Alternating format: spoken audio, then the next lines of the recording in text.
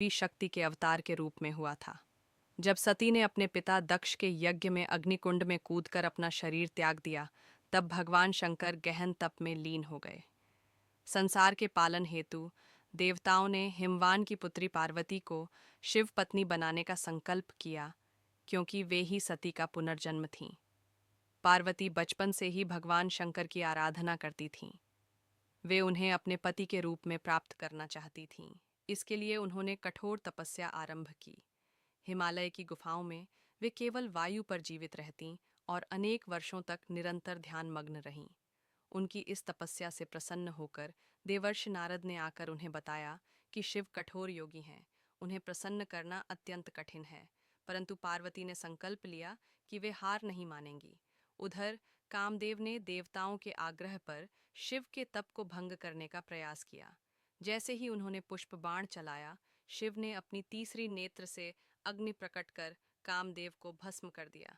किंतु पार्वती के समर्पण और भक्ति ने अंततः शिव के हृदय को स्पर्श किया। वे पार्वती की भक्ति और धैर्य से प्रभावित हुए। कुछ समय पश्चात भगवान विष्णु और ब्रह्मा ने भी शिव से विवाह करने का आग्रह किया। स्वयं नारद ने आकर पार्वती के पुण्य और तप का वर्णन किया। तब महादेव ने पार्वती की भक्ति को स्वीकार किया और विवाह का निर्णय लिया।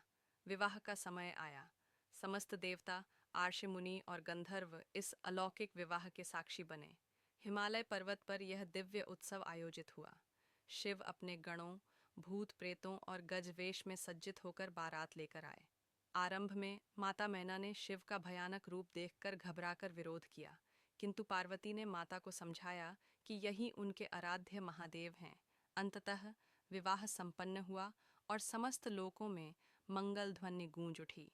विवाहोपरांत पार्वती कैलाश पर्वत पर शिव के साथ निवास करने लगीं।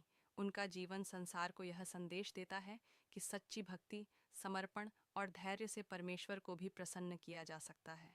पार्वती ने न केवल शिव को पति के रूप में प्राप्त किया, बल्कि जगत जननी, शक्ति स्वरूपा और मातृभाव की मूर्ति बनकर समस्त प्राणियों का कल्याण किया। महादेव और पार्वती का दाम्पत्य केवल पति पत्नी का संबंध नहीं था, बल्कि यह शिव शक्ति का मिलन था।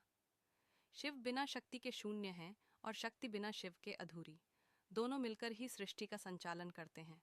उनके मिलन का यह दिव्य संदेश है कि ईश्वर और शक्ति एक दूसरे के पूरक हैं। इस प्रकार महादेव और पार्वती की यह कथा केवल एक विवाह की गाथा नहीं है, बल्कि भक्ति, तपस्या, त्याग और अनंत प्रेम का प्रतीक है। यह हमें सिखाती है कि विश्वास और समर्पण से असंभव को भी संभव बनाया जा सकता है।